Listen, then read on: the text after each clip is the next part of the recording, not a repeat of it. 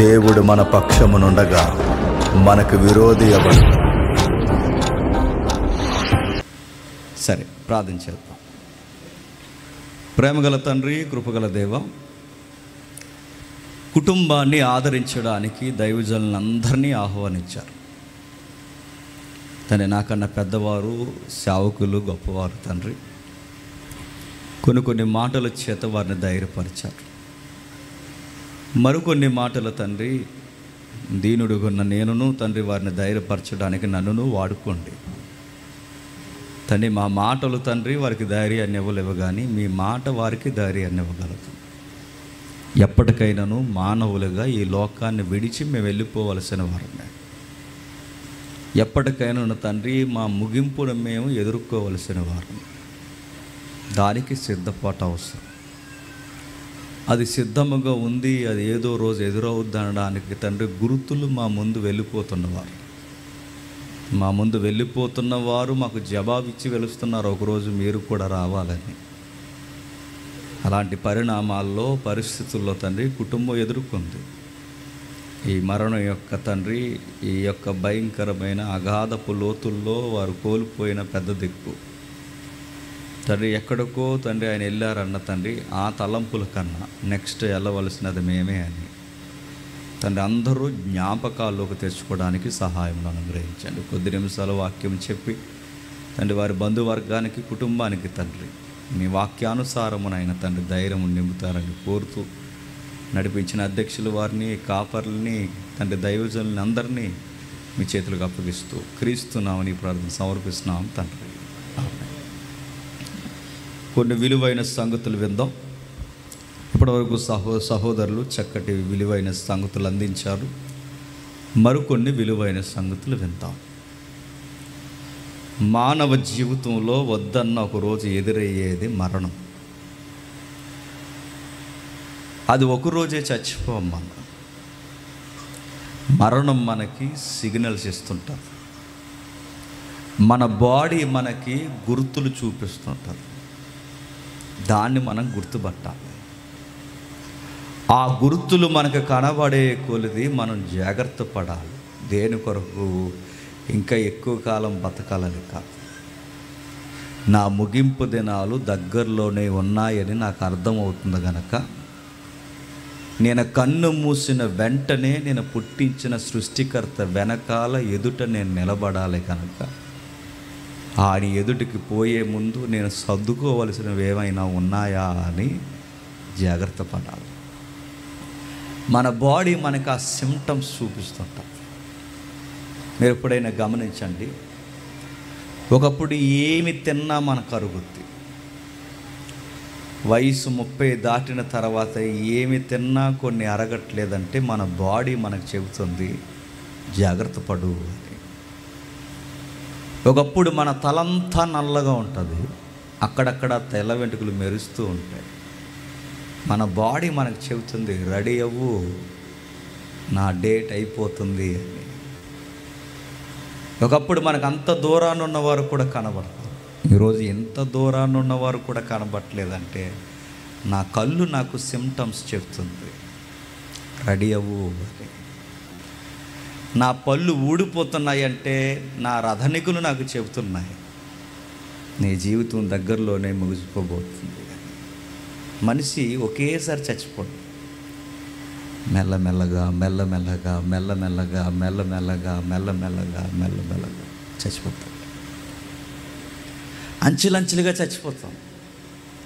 తల ఊడిపోతూ చనిపోతాం, కణాలు చనిపోతూ చనిపోతాం, కళ్ళు మందగిస్తూ చనిపోతాం, ఆరోగ్యం మద్దుబారిపోతూ చచ్చిపోతాం. ఇవన్నీ దేని గుర్తులంటే రోజు రోజు చచ్చిపోతాం. ఒకరోజే చచ్చిపోం. ఆ ఫైనల్ స్టేజే దాన్ని ఏమంటారంటే ఊపిరిపోయింది అంటారు. నాగరాజు గారి గురించి నాకు తెలిసిన విషయాలు తక్కువేమో, కానీ నాగరాజు గారి యొక్క మరణాన్ని గుర్తు చేసుకుంటూ మనమందరం ఎంతైనా సిద్ధపడవలసిన వారమై ఉన్నాం. మానవ జీవితం పెద్ద వింతైన జీవితంగా మనం ఎంత రంగుల ప్రపంచంతో మనం ఊహించుకున్నా తఫాలుగా ముగిసిపోతాం.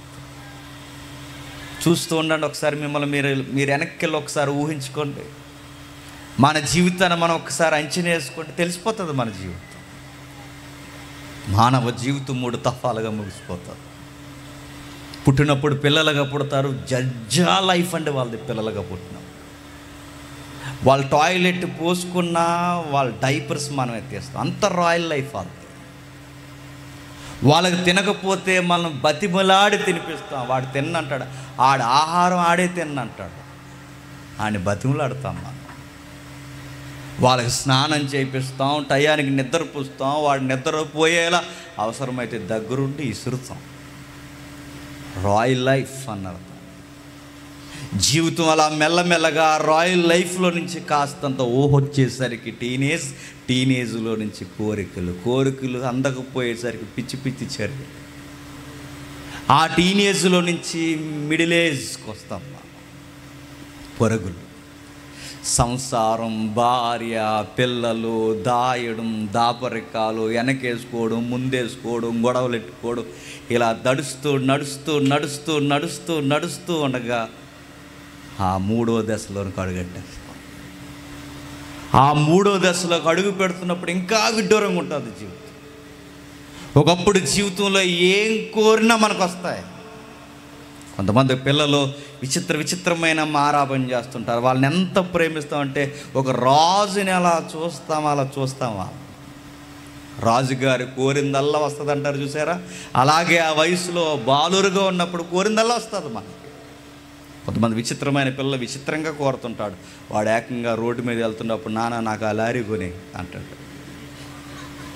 ఒకడు ఏకంగా ఎగిరే ఫ్లైట్ కొనేమన్నాడు గొడవ లేకుండా, ట్రైన్ కొనేమన్నాడు గొడవ లేకుండా.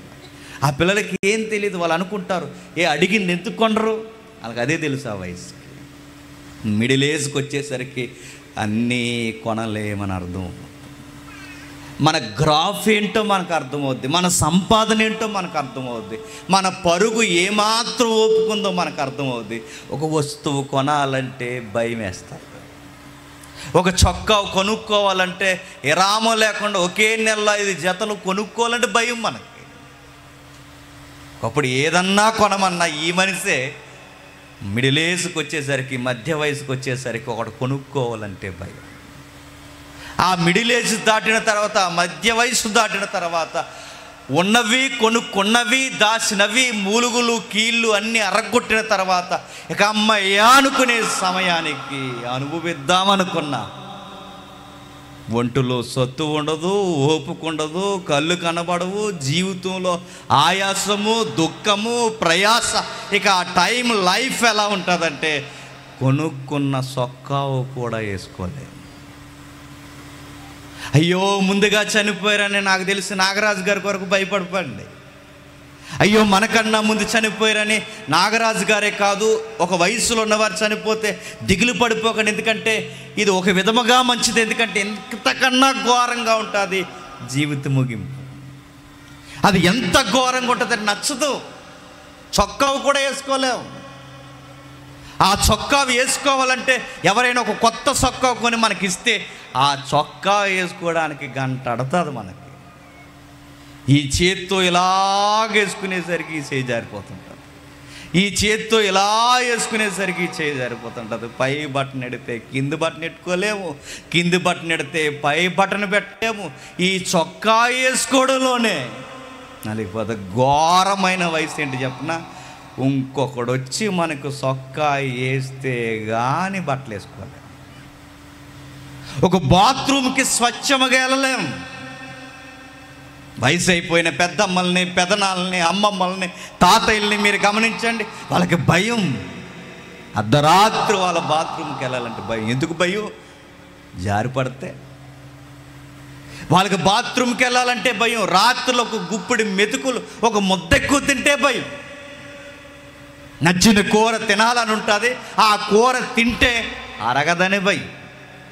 ఆ వయసు ఎలా ఉంటుందో తెలుసా?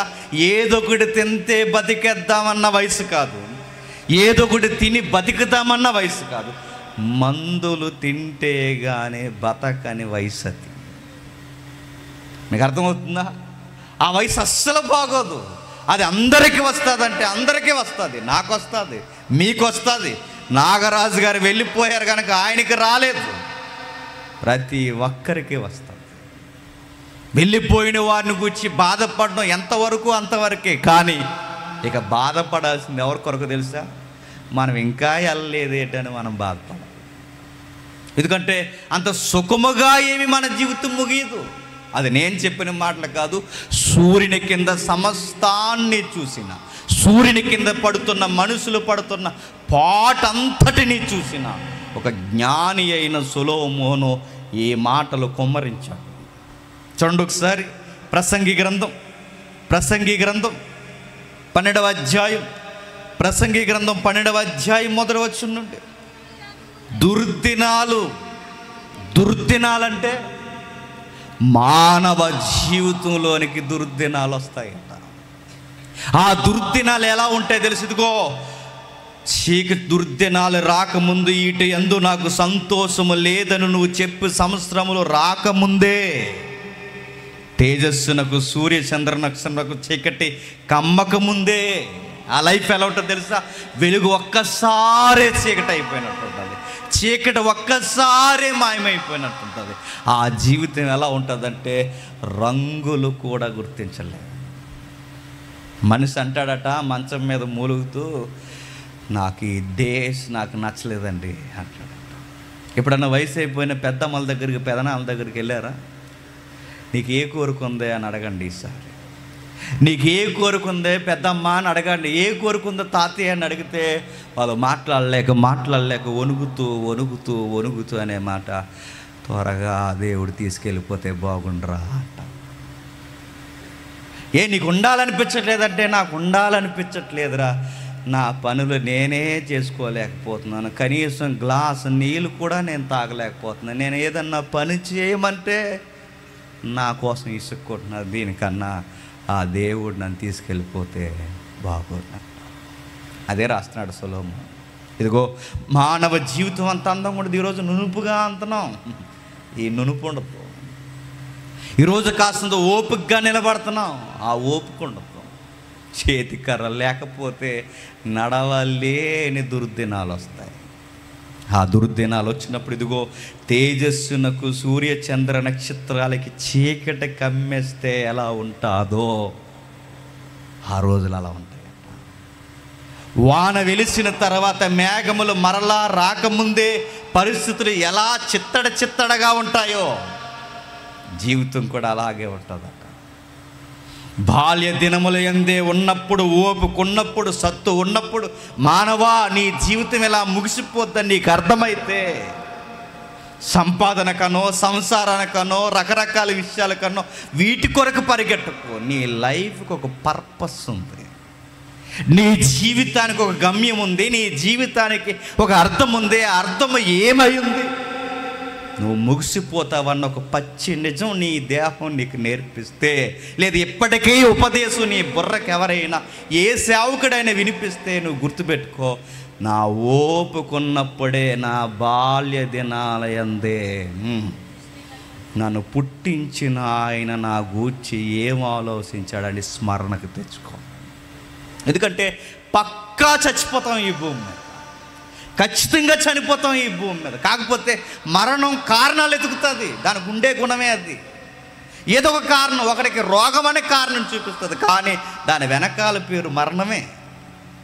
ఒక రోడ్డు మీద యాక్సిడెంట్ అయి దాని పేరు యాక్సిడెంట్ అయిన దాని వెనకాల ఉన్న కారణం ఒక్కటే, మరణమే. ఒకడికి రోగం అన్నది కారణం, ఒకడికి ప్రమాదం అన్నది కారణం, ఒకడికి వయసు అయింది అన్నది కారణం. కారణాలు ఏమైనా అల్టిమేట్ ఆన్సర్ ఒక్కటే, పక్కా మనిషి భూమి మీద చచ్చిపోతాడు.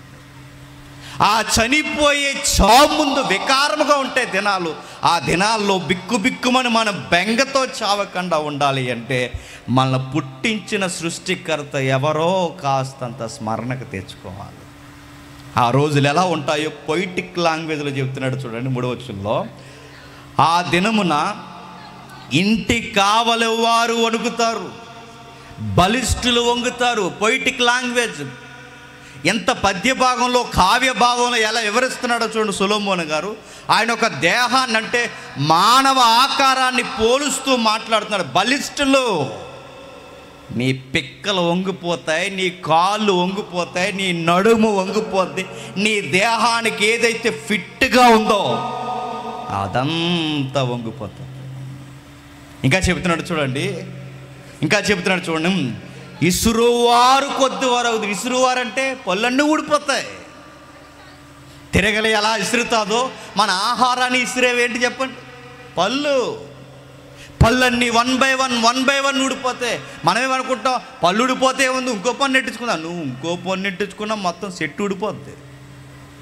మనం ఎన్నెట్టించుకున్నా ఊడిపోవడం అయితే పక్క. ఎందుకంటే బలము కండరంలోనే లేనప్పుడు ఎన్ని సెట్ చేస్తే ఏముంది? తెలుగులో సామెత ఉందగా, ముసలదాన్ని ఎంత ముత్తాబు చేసినా చెప్పండి, ముసలదే సావుకలు ఎక్కడికి పోతుంది.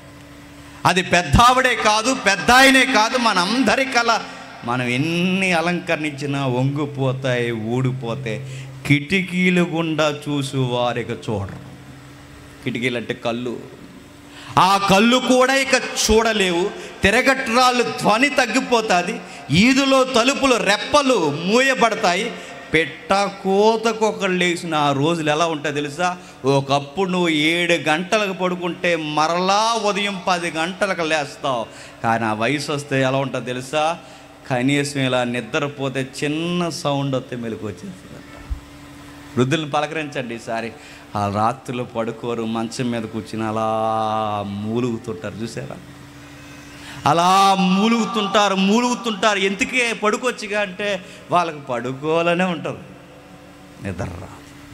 చిన్న అలికుడు వస్తే మెలకు వచ్చేస్తుంది, చిన్న శబ్దం వస్తే మెలకు వస్తుంది, పెట్ట కూస్తే మెలకు వచ్చేస్తుంది వాళ్ళకి. అదే మన వయసులో ఉన్నప్పుడు మనకి ఎన్ని శబ్దాలు వినబడినా లేకం. అదే వయసు అయిపోయినప్పుడు చిన్న శబ్దం వినబడితే లేచిపోతాం. మహానవ జీవితం అంత అందంగా ఉండదట. పెట్ట కోతకు ఒకళ్ళు లేసును, సంగీతము చేయి స్త్రీలు నాదము చేయవారు అందరూ నిశ్శబ్దం. ఇంకా ఎంటర్టైన్మెంట్ ప్రోగ్రామ్స్ ఏమి ఉండవట.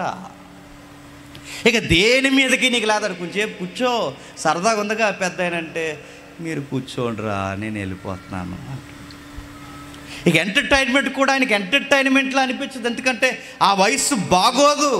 ఎత్తైన చోట్లకు భయపడతారు, మార్గములు భయంకరంగా కనబడతాయి, బాదమ వృక్షము పువ్వులు పూయును, మిడత బరువుగా ఉండును, బొడ్డబుసరకాయ పగులును, ఏల ఎనగ ఒకడు తన నిత్యమైన ఉనికి పట్టుకు పోవచ్చున్నాడు.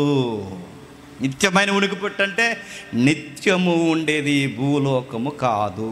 అది మరణం తర్వాత నరకమైన, అది మరణం తర్వాత నిత్యలోకమైన పరలోకమైన, రెండూ నిత్యమైనవే. మనుష్యుడు ఖచ్చితంగా ఈ టైం జోన్లో నుంచి మరొక టైం ట్రావెల్లోకి వెళ్ళిపోవాలి. ఈ టైంలో నుంచి మరొక టైంలోకి, ఈ గ్రావిటీలోంచి మరొక గ్రావిటీలోకి, ఈ యూనివర్స్ నుంచి మరొక యూనివర్స్లోకి వెళ్ళిపోవాలి.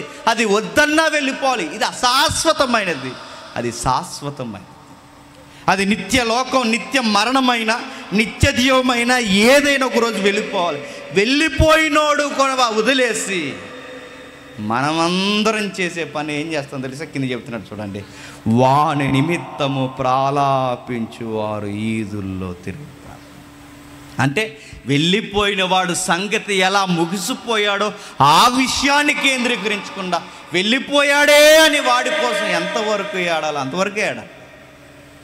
అంతకు మించి ప్రాలాపన చేస్తూ ఉంటే నేను అడుగుతున్నాను, ఆ ప్రాలాపన దేనికి అర్థం చెప్పండి? ప్రేమ ఉంటుంది, అనురాగం ఉంటుంది, బాధ ఉంటుంది, కానీ దాని వెనకాలే మరో జ్ఞాపకం ఉండాలి. మేము కూడా ఆ మార్గం గుండా వెళ్ళిపోవాలి. ఆ రోజులు ఎలా ఉంటాయో బాగా చెప్తున్నాను చూడండి. కావ్య భావంలో ఎండి త్రాడు విడిపోవును, బంగారు గిన్నె పగిలిపోవును, దార యొద్ద కొండ పగిలిపోవును, బావి యొద్ద చక్రము పడిపోవును, మన్నైనది వెనకటి వల్లే మరలా భూమికి చేరును, ఆత్మదాను దయచేసిన దేవుని యొద్దకి మరలా పోవును. పక్కా ఈ రెండు విడిపోతాయి. మనం అనుకుంటాం ఏవేవో ప్రాక్టీసులు చేస్తే ఈ భూమి మీద ఉంటాను, ఉండలేమండి. మనం ఎన్ని చేసినా ఉండలేము. మైకేల్ జాక్సన్ మీకు తెలుసుగా, 120 సంవత్సరాలు బతకాలని టార్గెట్ పెట్టుకుని 5 డాక్టర్లను పెట్టుకున్నాడు. 120 సంవత్సరాలు బతకాలని అనుకున్నాడు ఆయన. 5 డాక్టర్లని, ఆ 5 డాక్టర్లు ఆయన పెట్టుకుని, ఆ 5 డాక్టర్లు ఏం చేస్తారయ్యంటే, ఆయన అన్నం తినే ముందు ఆ అన్నం ఈయనకి మంచిదా కాదని చెక్ చేసి ఒక డాక్టర్ గారు ఉంటారు. ఆయన నీళ్లు తాగే ముందు ఆ నీళ్లను చెక్ చేసి ఒక డాక్టర్ గారు ఉంటారు. అంటే ఫుడ్ మీద ఒక డాక్టర్ గారు, ఆయన పీల్చే గాలి మీద ఒక డాక్టర్ గారు, ఆయన వేసుకునే వస్త్రాలు మీకు కంఫర్ట్గా ఉంటాయా ఉండవని దానికి సంబంధించిన ఒక డాక్టర్ గారు, ప్రతి దానికి ఒక డాక్టర్ టార్గెట్ పెట్టుకున్నాడు. 120 సంవత్సరాలు బతకాలి. విషయం ఏంటో తెలుసా? 120 కాదు, బండి 50 దాటేసరికి డక్అవుట్ అయిపోయింది, చచ్చిపోయాడు. డాక్టర్లు మనల్ని బతికించలేరు. డాక్టర్లు మనల్ని పోషిస్తారు. ఒకవేళ డాక్టర్లే బతికిస్తారంటే డాక్టర్లు కూడా మనకన్నా ముందు చచ్చిపోతున్నారు. డాక్టర్లు బతికిస్తారు చెప్పండి? చాలామంది అనుకుంటారు ఎవరు బతికిస్తారంటే హెల్త్ స్కేల్ కాదు మనల్ని బతికించేది, మనలో ఒకటి ఉంది, ఆత్మ. అది వెళ్ళిపోయిందో ఇక మరలా దాన్ని ఏ ఉనికి చేత మనం నిలబెట్టలేము. అది ఖచ్చితంగా సరాసరి ఎక్కడికి వెళ్ళిపోతుంది? తాను దయచేసిన దేవుడి ఎదుట నిలబడుతుంది. ఏం చేసావు? మన ఉనికిని అడుగుతాడు, మన ఉనికైన ఆత్మను అడుగుతాడు. ఏం చేసావు ఈ 30 ఏళ్ళు, 40 ఏళ్ళు, 50 ఏళ్ళు ఈ భూమి మీద ఏం చేసావంటే ఆ రోజు ఆత్మ అయిన నువ్వు నేను జవాబు చెప్పుకోవాలి. చాలామంది అనుకుంటారు లేదండి మంచి మందులు ఆడితే బతికేస్తా అంటే, మందులు వాడితే బతికేస్తా అంటే చచ్చిన శవానికి మందులు వేస్తే లేచి కూర్చోవాలి, కూర్చుంటుందా? చాలామంది అనుకుంటారు లేదండి మంచి శక్తి ఉంటే బతుకుతుంది. ఏ శక్తి ఉంటే బతుకుతుంది? అయస్కాంత శక్తి పెడితే లేగిస్తుందా శవం? ఏ శక్తి బతికిస్తుంది? కరెంటు బతికించగలదా? చాలామంది మంచి ఫుడ్ తింటే బతుకుతామంటే బిర్యానీ పొట్లాలు ముక్కు దగ్గర పెడితే శవం లేచి కూర్చుంటుందా? అన్నం బతికించదు మనిషిని, శక్తులు బతికించు మనిషిని, ఆరోగ్య సూత్రాలు బతికించు మనిషిని ఆకారాన్ని అలా కదిపి తిప్పుతుందంటే, మిమ్మల్ని అక్కడ కుర్చీల్లోనూ నన్ను ఇక్కడ నిలబెట్టిందంటే నా లోపల ఏదో పనిచేస్తుంది, దాని పేరు ఆత్మ. అది ఖచ్చితంగా ఒక రోజు ఇదిగో బుడ్డ బుసరకాయ ఎలా అయితే విడిపోతాదో, మెండుతోడు ఎలా అయితే తగ్గిపోతాదో, ఈ దేహము ఆత్మ ఒక రోజు విడిపోతాయి. ఆ విడిపోయింది సరాసరి ఎక్కడికి వెళ్తుంది? ఆశలు తీరక పెట్టగోడల మీదో, ఆశలు తీరక రోడ్ల మీదో, ఆశలు తీరక ఎక్కడెక్కడో తిరగదు. సరాసరి ఆ ఆత్మ శ్మశానంలో కూడా ఉండదు. ఆత్మ తాను పుట్టించిన దేవుని ఎదుట నిలబడతాడు. నిలబడాలి, నిలబడేలా ఆయన ఖచ్చితంగా దాన్ని ఆకర్షిస్తాడు. దాని మూలమైన ఆయన ఆకర్షిస్తాడు, నిలబెడతాడు. నిలబడి అడుగుతాడు, ఏం చేసావు? 40 ఏళ్ళు సమయం ఇచ్చాను, ఏం చేసావు? 30 ఏళ్ళు సమయం ఇచ్చాను, నీకేం చేసావు? సంసారమే సరిపోయింది ప్రభు అంటే, ఈ సంసార గోల్లో కొట్టుకుపోయి నేను తీసుకెళ్ళి అందులో పడేయండి అని చెప్తాను. ఏం చేస్తావు అని అడిగితే ఇదిగో ఈ గొడవలు ఎట్టుకోవడమే సరిపోయిందంటే, నీ గొడవ నాకినబడిన వెళ్ళిపో అంటాడు ఆయన. ఈ భూమి మీద ఏం చేస్తావు లెక్క అడుగుతాడు ఆయన. పిల్లలని వాళ్ళకి సంపాదించి, వాళ్ళకి పెట్టుబడులు పెట్టి, వాళ్ళకి పెళ్ళిళ్ళు చేసి, వాళ్ళకి పురుళ్ళు పోసి, వాళ్ళకి చక్కబెట్టి, వాళ్ళకి 4 రాళ్ళు అంటే 8 రాళ్ళు ఇచ్చి, ఇవన్నీ చక్కబెట్టే లోపే చచ్చిపోయి నీ దగ్గరకు వచ్చాను ప్రభు అంటే, చచ్చాక చంపేలా చంపుతాడు. గుర్తెట్టుకో, నేను సీరియస్గానే చెప్తున్నాను. ఈ మాటలు మీకు నచ్చినా నచ్చకపోయినా బతుకుండగా కాస్తంత మనస్సును మనం పెట్టాలి. మనకన్నా ముందు వెళ్ళిపోయిన వారు ఆయన ఎలా ఉన్నారో నాకు తెలియదు, మీకు తెలుసు. ఆయన చేతుల్లో బైబిల్ ఉంది. ఆయన చనిపోయే ముందు ఒక ఆశ ఉందట, ఎప్పటికైనా ఒక మంచి సువార్తకుడికి పెట్టించండి, ఆ తమ్ముడిని పిలిపించని. అలాంటి ఆశ ఆయనకు ఉందని నేను అనుకుంటున్నాను. కాస్తంత భక్తి కలిగిన వాడు ఆయన నెమ్మది పొందే స్థలంలోనే ఉన్నాడని అనుకుంటున్నాను నేను. ఆయన దేవునికి ప్రీతికరమైన స్థలం. ఒకవేళ ఆయన స్థితిగతులు ఎలా ఉన్నా ఆయన దేవునికి, ఆయనకి నెక్స్ట్ లెక్క చెప్పాల్సింది ఎవరు చెప్పండి? మనమే. మనం నిలబడాలి, ఆయన ఎదుట ఖచ్చితంగా నిలబడాలి. ఈ ఆత్మకు చాలా పెద్ద ప్రయాణం ఉంది, ఆయన ఎదుట నిలబడాలి. మరి ఈ మరణం జీవితంలో అలా ముగిసిపోతున్నప్పుడు ఆ ధైర్యం ఎలా వస్తుందంటే ఆయన్ని బట్టే వస్తుంది. ఒకరోజు మార్తా మరియమ్మలు తెలుసు కదండి. మార్తా మరియమ్మలు ఇద్దరు ఎవరైతే ఉన్నారో 4 రోజుల ముందే కౌరు పంపించారు యేసుక్రీస్తు వారికి, మా సహోదరుడు మీ స్నేహితుడు మరణానికి సిద్ధంగా ఉన్నాడు, దయచేసి ఒక్కసారి మీరు పలకరిస్తే ఆయన తిరిగి దిగ్గున లేచి కూర్చుంటాడంటే ఆయన కావాలని వెళ్ళలేదు. ఒకరోజు అయిపోయింది, 2 రోజులు అయిపోయింది, 3 రోజులు అయిపోయింది. ఆ చనిపోయిన ఇంటికి ఎరిదిరింటోళ్ళు, పొరిగింటోళ్ళు, యూదులు, ఎల్లమ్మ, పుల్లమ్మ, ఏరయ్య, పేరయ్య అందరూ వచ్చారు, నీలాటోళ్ళు, నాలాటోళ్ళు. కానీ ఎవరి కొరకైతే బతుకుతున్నామని చెప్తున్నాడో ఆయన మాత్రం రాలేదు. 4 రోజులు అయిపోయింది, దాటిపోయింది, శవం కుళ్ళిపోయింది. ఆ టైంలో వాళ్ళ దగ్గరకు వచ్చాడు. వచ్చేసరికి వాళ్ళు మాట్లాడుతూ మార్తమ్మ ఇలా అంది, అయ్యా మీకు విషయం చెప్పాలి, అసలు మీరు టైంకి వచ్చి ఉంటే మా వాడు చనిపోకుండా ఉండేవాడు. చెయ్యి వదిలేశారు కదండి అన్నట్టు అంది. ఎవరు? ఆ పిచ్చి మార్తమ్మకు అర్థమయ్యేలా చెప్పాడు. మార్త నీకు విషయం అర్థం అవ్వట్లేదు. ఎప్పుడు చూసినా మానవాళిగా మీరు ఈ జీవన సంబంధమైన విషయాలకే మీరు చూస్తున్నారు. కానీ నీకు విషయం చెప్పిన మార్త, ఈ జీవితానికే కాదు, రాబోతున్న పునరుద్ధాన జీవితానికి కూడా నేనే కర్తనని నీకు తెలుసా? ఆ మాటకు అర్థం ఏంటి చెప్పనా? ఈ లైఫ్లో నేను నడిపించేది నేనే, మరలా మరణిస్తే ఆ ఆత్మకు జవాబుదారిని కూడా నేనే. నీకు విషయం చెప్పిన మార్త, నీ తమ్ముడిని నువ్వు ఇప్పుడు లేపేయమని కోరుకుంటున్నావు, కానీ అసలు నా థాట్ ఇది కాదు. మరి అంత్యదినమందు శాశ్వతంగా అందరినీ లేపాలని నేను ఎదురు చూస్తున్నాను, మీకు అది ఎక్కదా అని అడిగాడు ఆయన. అంత్యదినమందు అంటే నిత్యత్వంలో ఉండాలని నేను ఆశిస్తున్నాను, తాత్కాలికంగా బతకాలని మీరు ఆశిస్తారు. వాళ్ళ విశ్వాసం లేని తనానికైనా ఏడ్చాడండి అక్కడ. శాశ్వతంగా బతకాలని నేను కోరుకుంటే, ఇదిగో మీరేం కోరుకుంటున్నారు? తాత్కాలికంగా బతికితే చాలనుకుంటున్నారు. అయినను నీ తమ్ముడిని బతికిస్తే ఎక్కడ? ఆయన ఎక్కడ పెట్టారు? ఆయన ఎక్కడ పెట్టారని అడిగినప్పుడు అది తీసుకెళ్ళారు. ఇదిగో ఆ తీసుకెళ్ళి ఆ గోతు ముందు నిలబెట్టినప్పుడు అందరు విచిత్రమైన మాటలు మాట్లాడుతున్నారు. అయ్యా మీకు విషయం చెప్పాలి, 4 days అయిపోయింది, 4 రోజులు అయిపోయింది, బాడీ పూర్తిగా డిస్ట్రాయ్, నాశనమై, స్మెల్ వస్తుంది, దయచేసి వెళ్ళొద్దు అన్నారు. మళ్ళీ బాధపడ్డాడు ఆయన. శవం మీకు కుళ్ళిపోవచ్చేమో, మనిషి మీకు లేకపోవచ్చేమో. వాళ్ళకేమీ జవాబు చెప్పకుండా ఆయన ఒక మాట అన్నాడు, లాజరు బయటికి రా. లాజరు బయటికి రానగానే మీరు ఎప్పుడైనా గూగుల్లో చూస్తారో, ఇజ్రాయెల్ వెళ్ళిన వారిని చూస్తారో, అడగండి ఒకసారి. ఈ సగినెట్టి పెళ్ళి నుంచి చాలామంది ఇజ్రాయెల్ వెళ్తారు. మొన్న బీబీసీలో చూశాను మీ ఊరు గురించి, మొన్న బీబీసీలో వచ్చింది మీ ఊరు గురించి. ఎందుకంటే ఇక్కడ సెంటు ₹1 అట, వ్యవహారం అలా ఉంది ఇక్కడ. బీబీసీ ఛానల్ గుర్తించాడు, చిన్న ఊరు ఏం కాదు ఇది. ఆ ఇజ్రాయెల్ దేశంలో ఉన్న వాళ్ళని అడగండి, లాజరు సమాధి ఎలా ఉంటుందో. లాజరు సమాధి ఇలా కిందకు పోయి ఇలా కూడా నడవడం, ఇలా సొందులా ఉంటుంది. ఆ సొందులోకి దిగాలంటే ఇలా వంకరగా దిగితేనే మెట్లు దిగాలి, ఇలా కూడా బాడీ డైరెక్ట్గా దిగుతాం. అలా లోపలికి వెళ్ళి ఎల్సేపు తిరిగి మళ్ళీ ముందుకెళ్తే ఆ లోపల ఎక్కడో గొయ్యి ఉంటుంది. ఆ గోతులో ఆ మనిషిని మొత్తం బట్టలేసి చుట్టేసి కట్టేశారట. ఎవరిని? లాజరు. ప్రేత వస్త్రంతో చుట్టే. ప్రేత వస్త్రం అంటే ఎలా ఉంటుందండి?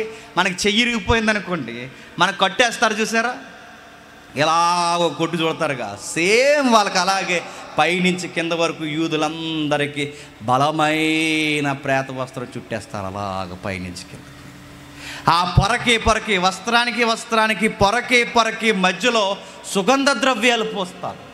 ఆ సుగంధ ద్రవ్యాల్లో కలబంద వాడతారు, కొన్ని పాళ్ళు వాడతారు. అవన్నీ వాడిన తర్వాత అది ఎండిపోయాక గట్టిగా అయిపోద్ది. మనకి సిమెంట్ కొట్టేసిన తర్వాత ఎలా అయితే గట్టిగా అయిపోద్దో, ఆ దేహాన్ని అలా కట్టిన తర్వాత అది కూడా గట్టిగా అయిపోతుంది. అలాంటి శవాన్ని పట్టుకెళ్ళి లోపల పెడతారు.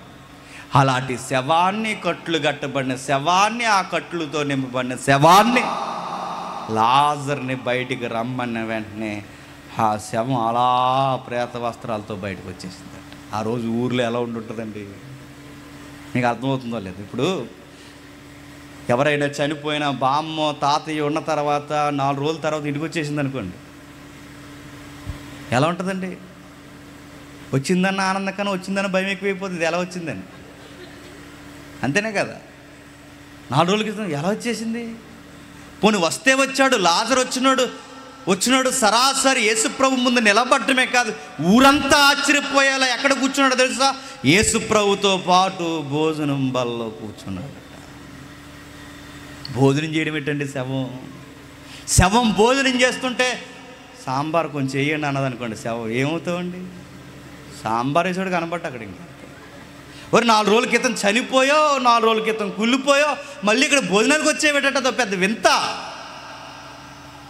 ఆ రోజు సొసైటీ షేక్ అయిపోయింది, ఆ రోజు సొసైటీ బెంబేలెత్తిపోయింది, ఆ రోజు సొసైటీ నివ్వెరిపోయింది, ఆ రోజు సొసైటీ ఆశ్చర్యపోయింది. ఎందుకంటే పేద వస్త్రాలతో ఆ రోజు శవం వచ్చింది బయట.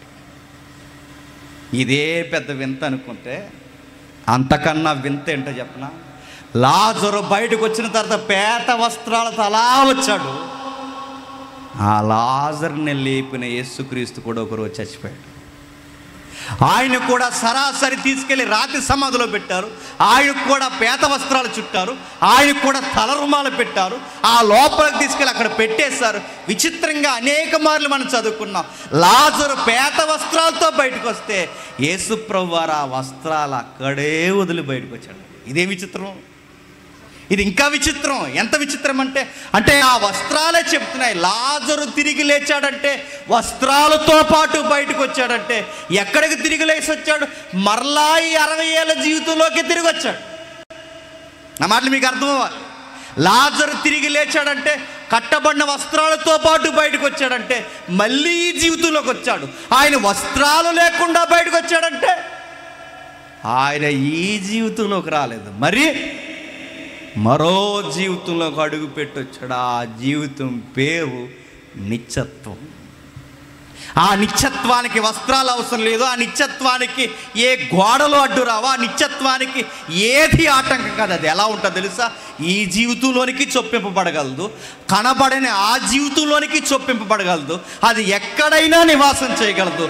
అట్టే జీవితాన్ని యేసు ప్రభు చూపించడానికి ఈ భూమి మీదకి వచ్చాడు. చావు చేత విలవెల్లాడుతున్నాం, ఎలాగ బిడ్డగా పుడుతున్నాం, లేత మొక్కగా ఎదుగుతున్నాం, మ్రానుగా ఎదుగుతున్నాం. ఒక్కసారి వయసు అయిపోయిన వృక్షంలా కూలిపోతున్నాం. అందరూ ఇంతేనా? నీకు పుట్టిన కూతురైనా, నాకు పుట్టిన కూతురైనా, నీకు పుట్టిన పిల్లలైనా, నాకు పుట్టిన పిల్లలైనా, వీరులైనా, సూర్యులైనా, సామంతులైనా, ఎవరైనా ఎందుకు చచ్చిపోవాలి? అదో పెద్ద ప్రశ్న. అందరూ చచ్చిపోవడమేనా? ఇంత వీరోచితమైన కార్యాలు చేసిన ఎవరైనా చనిపోవడమేనా?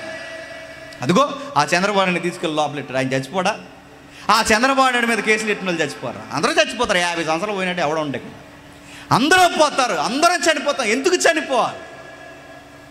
ఆ చనిపోతామని సావులో అమాయకంగా ఈ భూమిలో కూరుకుపోతున్న వారికి ఇదిగో క్రైస్తవం ఇచ్చిన పిలుపు ఏంటో తెలుసా? నన్ను నమ్మిన వారు ఇక చావరు, నా యందు విశ్వాసం ఉంచిన వారు చావరు. ఇదిగో ప్రాక్టికల్గా లాజరును లేపాను, శాశ్వతంగా మరలా వచ్చినప్పుడు మార్తా ఈ ప్రపంచాన్ని మరలా లేపుతా. నేను లేపుతానడానికి గుర్తేంటో చెప్పనా? మొదటి ఫలముగా నేను లేచాను. నేను వచ్చిన తర్వాత నా యందు విశ్వాసం ఉంచి మరణించిన వారు మరలా తిరిగి లేస్తారు. నాగరాజు గారిని చూస్తామా అంటే నేను ఒక మాట చెప్పనా? 4 రోజులకి లాజరు కుళ్ళిపోయినా, 400 సంవత్సరాలు నాగరాజు గారు కుళ్ళిపోయినా, ఒకవేళ ఈ దేహం ఎంత కుళ్ళిపోయిన దేహాలను కూడా సజీవంగా మార్చగలవాడు. ఒక రోజు మేఘాల మీద వస్తాడు, తమ తమ వరుసల్లో పిలుస్తాడు, ప్రతి ఒక్కరూ తిరిగి లేస్తారు. అంటే ఒక రోజు ఈ పెద్ద ఆయన్ని మరలా చూస్తామంటే ఈ కుటుంబీకులకు ఇచ్చే భరోసా ఏంటో తెలుసా? చూస్తా. నువ్వు క్రీస్తు నందు విశ్వాసం ఉంచిన వారైతే మీ తండ్రిని చూస్తారు, నీ భర్తను చూస్తావు, నీ తోబుట్టును చూస్తావు, ఇదిగో నీ ప్రియులను చూస్తా. ఎక్కడుందా మాట అంటే నిరీక్షణ కలిగిన మనందరికి ఒక పత్రికల్లో చొప్పించాడు అపోస్తుడైన పౌలు. ఒకసారి చూడండి, త్వరగా ముగించుకుందాం. అపోస్తుడైన పౌలు దశలోనికి రాసిన పత్రిక, అపోస్తుడైన పౌలు దశలోనికి సంఘానికి రాసిన పత్రిక 4వ అధ్యాయం. సహోదరులారా, నిరీక్షణ లేని ఇతరుల వలె మీరు దుఃఖపడకుండా నిమిత్తం నిద్రించుచున్న వారిని గూర్చి మీకు తెలియకుండా నాకు ఇస్తున్న ఇది ఒక పెద్ద సీక్రెట్. ఇది సొలొమోను అంతటి వాడికే మరణం తర్వాత ఏం జరుగుతుందో తెలియదని చేతులు ఎత్తేసాడు. అంతకంటాడు ఆ ప్రసంగి చదువుతుంటే, మరణం తర్వాత నరుడికి ఏమి జరుగునో ఎవడు ఎరుక? సొలొమోనుకే తెలియదు.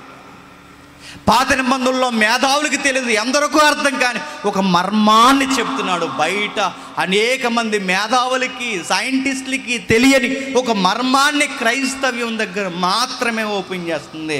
చెబుతున్న, ఇదిగో నిద్రించిన వారిని గురించి మీకు తెలియకుండాట నాకు ఇష్టం లేదు. మన దగ్గర ఒక మర్మం ఉందన్న.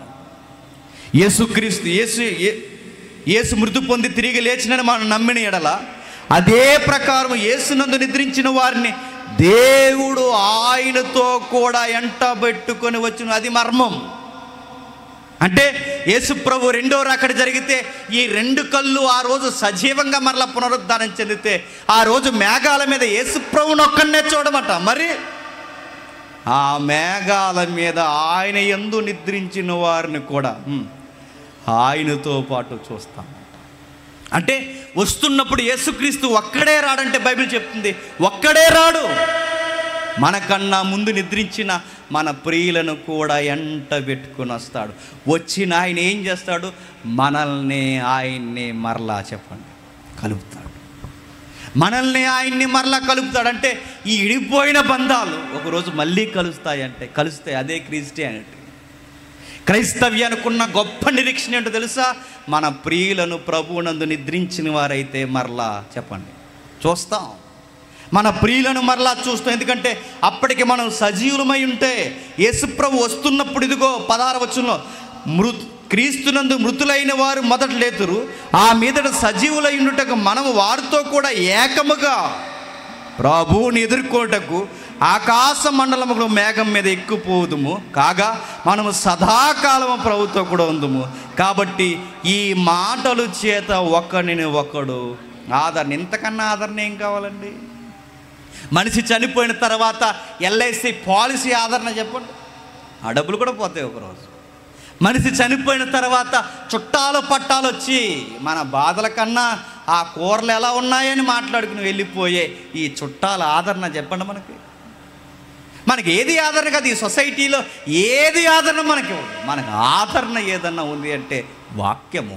ఆ వాక్యము చెబుతున్న ఆదరణ ఏంటో తెలుసు? ఇదిగో మీ ప్రియులను మరలా ఒకరోజు చూస్తారు. ఈ చెల్లెలికి చెప్పే ఒక అన్నగానని చెప్పే మాట, మీ తండ్రిని మరలా ఒకరోజు చూస్తారు.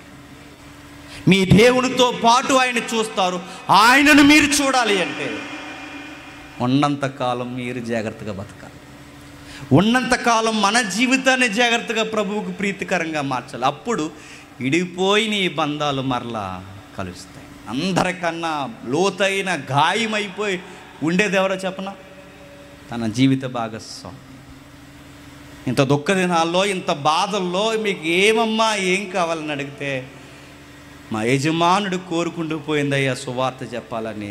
ఆయన చనిపోయిన బాధే కాదు, ఆయన కోరుకు కూడా అలా ఉండిపోయిందన్న బాధ మాకుంది. దయచేసి ఆయన మరణం పేరు మీద క్రీస్తు సువార్త చెప్పండి నా తల్లి కోరింది. ఇదే తృష్ణ, ఇదే ఆశ, ఇదే తలంపులు. దుఃఖమైనను, సంతోషమైనను, బాధ అయినను, శ్రమ అయినను, ఎడబాటైన ఏ క్షణమైన ఈ ప్రభువుని మనం జపిస్తూ ఉన్నామో నేను చెబుతున్నాను, మన ఆత్మ నమ్మకంగా కన్ను మూసి ఆయన ఎదుట ధైర్యంగా నిలబడుతుంది. ఏం చేసావంటే, మా ఇంట్లో మరణము సంభవించినను సువార్తకే పెద్దపీట వేసాం ప్రభువా అని ఆత్మ గురించి చెప్తారు. మా జీవితం చిందరవందరైపోయినను నిన్ను ముందెట్టుకుని బతికాం ప్రభువా అని ఆత్మ చెప్పాలి. ఆ రోజు 60 ఏళ్ళ జీవితంలో ఏమున్నా ఏమి లేకపోయినా ఒకరోజు నశించిపోతామని గుర్తెరిగిన మేము, మమ్మల్ని మరలా తిరిగి లేపుతాడన్న మీ కుమారుని యందే విశ్వసించి మరణించాం ప్రభువా. అది మనల్ని ధన్యకరమైన జీవితాలుగా మార్చేస్తాం. ఆ నిరీక్షణ అపోస్తులకు అర్థమైంది కనుకే వాళ్ళ పీకల మీద రంపాలెట్టి అలా కోసేస్తుంటే వాళ్ళు అన్నారు, కోసేయండి అన్నారు. ఎందుకంటే ఇప్పుడు చచ్చిపోతాం, మరలా ఒక రోజు లేస్తాం. ఎందుకు ధైర్యంగా చచ్చిపోయారు? అంత నమ్మారు కనుక. మణిపూర్లో చాలామందిని చంపేస్తున్నారు. చంపేస్తే మహా అయితే చంపుతారు, అంతే.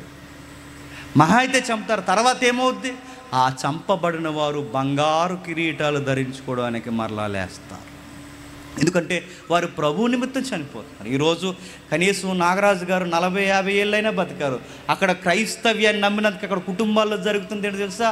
2 నెలల పిల్లల్ని చంపేశారు. అక్కడ 2 నెలల పిల్లలు, 16 సంవత్సరాల పిల్లల్ని చంపేశారు. అక్కడ నడుస్తున్న స్కూల్కి వెళుతున్న పిల్లల్ని చంపేశారు. నిన్నగాక మొన్న ఒక పాస్టర్ గారిని ముక్కలు నరికేశారు.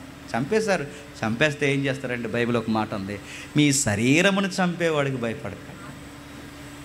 రెండిటి మీద కమాండర్గా నేనున్నాను, నాకు భయపడను. ఎందుకంటే ఈ అవయవం పోయినను మరలా వస్తుంది, ఈ దేహము కుళ్ళిపోయినను మరలా వస్తుంది, ఈ శరీరముని ఈ ఆత్మ విడిపోయినను మరలా తిరిగి నేను లేపుతాను. కానీ ఈ చావుకి, ఈ సంసారాలకి, వీటికే భయపడి టైం అంతా వేస్ట్ చేశారో ఆ దుర్దినాలు వచ్చే సమయానికి మీకు ఎలా అనిపిస్తుంది? అయ్యో, కళ్ళు బాగున్నప్పుడు బైబిల్ చదువుదాం అనుకున్నానే, ఆ రోజు నేను బైబిల్ చదవలేదు, ఇప్పుడు బైబిల్ చదువుదామని ఉందే, నా కళ్ళు కనబట్టలేదని ఏడుస్తాం.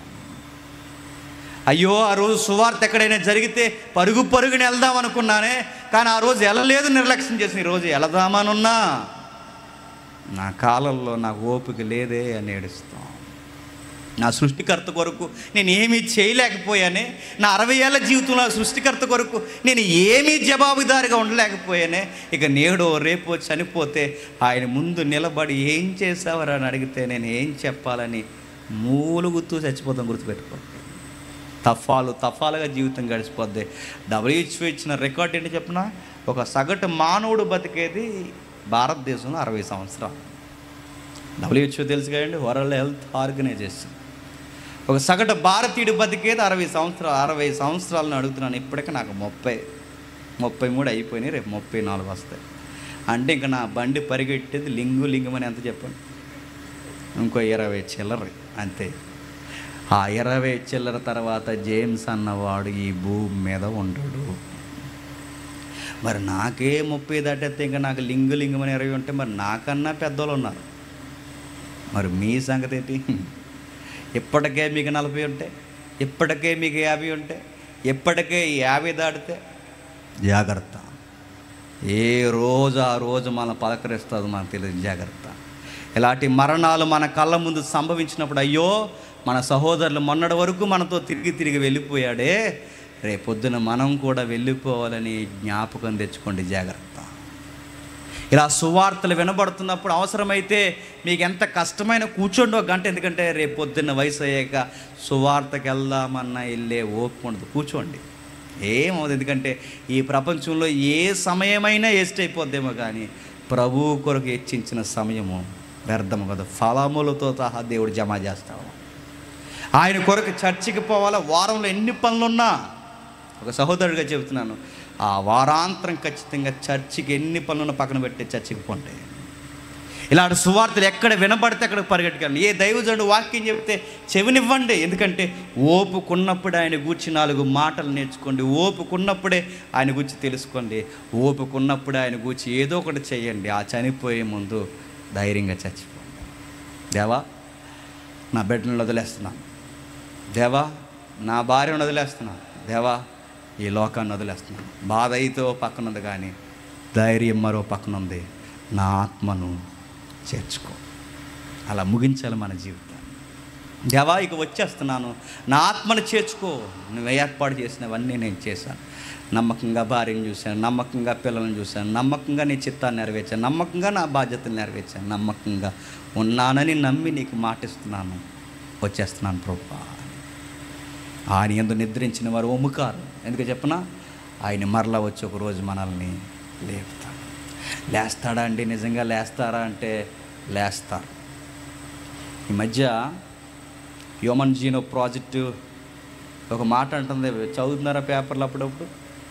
కరెంట్ చేసి ముగిస్తాను. ఇక వాళ్ళు అంటున్నారు, మీరు చనిపోయిన తర్వాత మీ బాడీలు మాకు ఇవ్వండి, మీ బాడీలు మేము జాగ్రత్తగా డీప్ ఫ్రిడ్జ్లో మేము దాస్తాం ల్యాబ్లో. ఆ ల్యాబ్లో మేము దాచిన తర్వాత మంచి మందులు మేము కనిపెడతాం. మీరు ఏ కారణం చేత చనిపోయారో మరలా ఆ కారణానికి వైద్యం చేసి మళ్ళీ మిమ్మల్ని బతికించేస్తాం. అప్పుడు మళ్ళీ మీరు ఒక 120 సంవత్సరాలు 60 సంవత్సరాలు బతుకుతారు. అలా బతకాలనుకుంటే ఇప్పుడే మాకు పాలసీలో జాయిన్ అయ్యి మాకు డబ్బులు కట్టి లక్షలు కడతారు, కోట్లు కడతారు, కట్టి జాయిన్ అవ్వండి. చనిపోయే ముందు సంతకం పెట్టి ముందే అప్లికేషన్ ఫుల్ చేయండి, ఒకరోజు లేపుతామన్నారు. విషయం ఏంటి చెప్పనా, లేపుతామన్నది బాగానే ఉంది, లేపుతారని బాగానే నమ్ముతున్నారు, డబ్బులు కడుతున్నారు. ఆ లేపుతారో లేదో ఒక మాట నాకు డౌట్ వస్తుంది. ఆ రోజు నేను చచ్చిపోయి ఉంటాను, నా బాడీని పట్టుకెళ్ళి బాక్సులు పెడతారు. నా దగ్గర పాలసీ కట్టించుకున్నవాడు కూడా చచ్చిపోతాడు, ఆడి బాడీని కూడా పక్కన బాక్స్లో పెడతారు. ఇద్దరు చచ్చిపోతాం. ఇప్పుడు నన్ను లేపకపోతే నేను ఏ బాక్స్లోంచి అడగాలి? మీకు అర్థమైందా? ఇప్పుడు ఎవడో లేపుతాడు హ్యూమన్ జీనో ప్రాజెక్ట్ నమ్మి, మీకు తెలీదు పెద్ద పెద్ద సిటీస్లో జరుగుతున్న వ్యాపారం ఇది. ఇప్పుడు వాళ్ళందరూ నమ్మి ఆ బాక్సుల్లో మరలా లేపుతారని అన్నారు. ఆ విషయం చెప్పనా, హ్యూమన్ జీనో ప్రాజెక్ట్ ఈ బాడీని లేపుతుందో లేదో నాకు తెలియదు, కానీ మీరు నమ్మిన జీసస్ ఖచ్చితంగా లేపుతాడు. ఆ లేబల్ ఉన్న బాడీలు బతుకుతాయో లేదో నాకు తెలియదు, కానీ క్రైస్తవ మర్యాద ప్రకారం, క్రైస్తవ సాంప్రదాయ ప్రకారం, క్రైస్తవ అంత్యక్రియల ప్రకారం ఆ బాక్స్లో మనం పెడుతున్నారే, ఖచ్చితంగా ఆ బాక్స్లో నుంచి మనం లేపుతారు. మన పెద్దలు మనకు అలవాటు చేశారుగా, ఎందుకు బాక్స్లో పెడుతున్నారు శవాన్ని? మన క్రైస్తవ సాంప్రదాయం మనకు అలవాటు చేసింది. ఎందుకు బాక్స్లో పెడతారో, ఒక వస్తువుని బాక్స్లో పెడుతున్నారంటే దాని అర్థం ఏంటి? మళ్ళీ ఒకరోజు తీస్తారని, అది గుర్తు. ఇప్పుడు మన బాడీని పట్టుకెళ్ళి బాక్స్లో పెడుతున్నారంటే దాని అర్థం ఏంటి?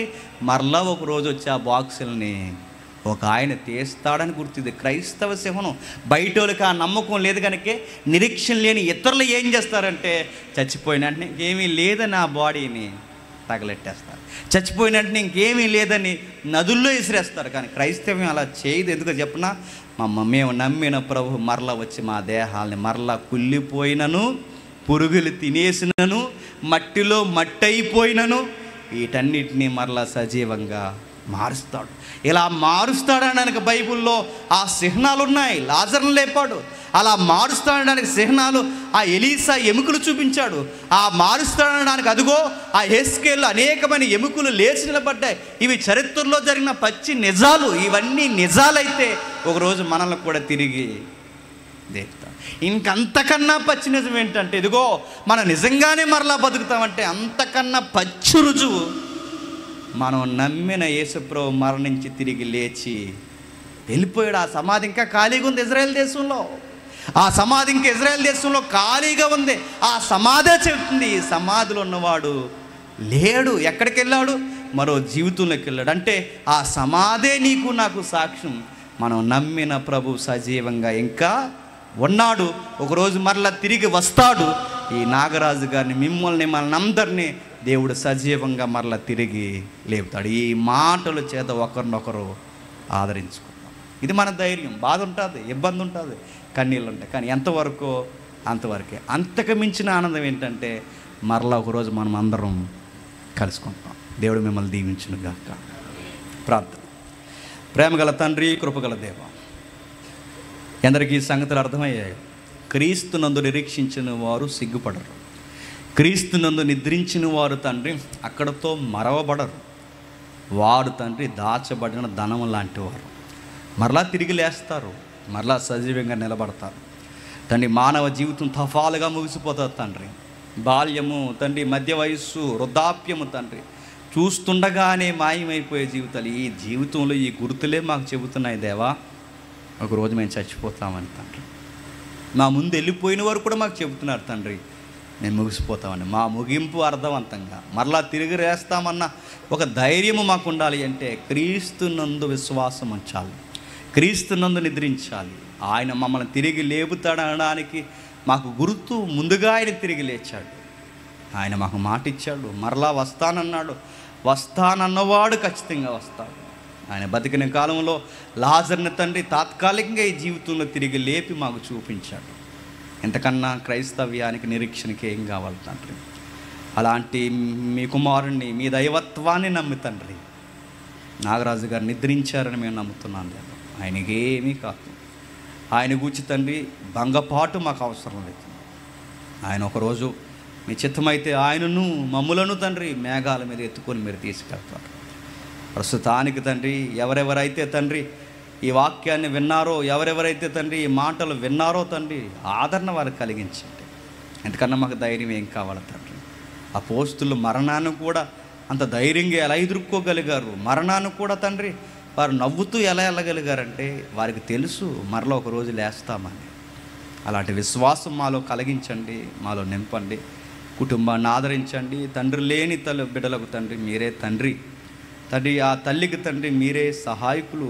తండ్రి కుటుంబానికి పెద్దరికంగా మీరే వ్యవహరించి తండ్రి ఎన్ని ఆటుపోట్లు, ఎన్ని ఇబ్బందులు తండ్రి, ఎన్ని మరణ విలయ తాండాలు తండ్రి వారి జీవితంలోకి వచ్చినా మా దేవుడు మాకున్నాడు, ఏవీ కాదన్న గొప్ప నిండుధనాన్ని ఆ బిడ్డలకి తండ్రి అనుగ్రహిస్తారని కోరుతున్నాం. వారి భవిష్యత్తును మెరుగుపరచండి. వారి ధైర్యము ద్వారా అనేకులు ఇంకను ధైర్యము పొందడానికి తండ్రి ఆశీర్వదిస్తారని కోరుతున్నాం. వేదిక మీద ఉన్న సేవకుల్ని, స్థానిక కాపరుల్ని, అధ్యక్షుల వారిని, అందరినీ, పెద్దలను, మా జత పని వారిని, ప్రేమించి వచ్చిన బంధువర్గాన్ని అందరినీ మీ చేతులకు అప్పగిస్తున్నాం. ఈ మరణపు తండ్రి ఈ సువార్తను తండ్రి వారి మధ్యలో భద్రం చేస్తారని కోరుతున్నాం. మమ్మల్ని సతులుగా భావించి మమ్మల్ని హేళన చేసి తండ్రి మమ్మల్ని నిందిస్తున్న వారిని క్షమిస్తారని అర్థిస్తున్నాం. క్రీస్తున్నామని ఈ ప్రార్థన సమర్పిస్తున్నాం తండ్రి. Amen, amen, amen. సరే.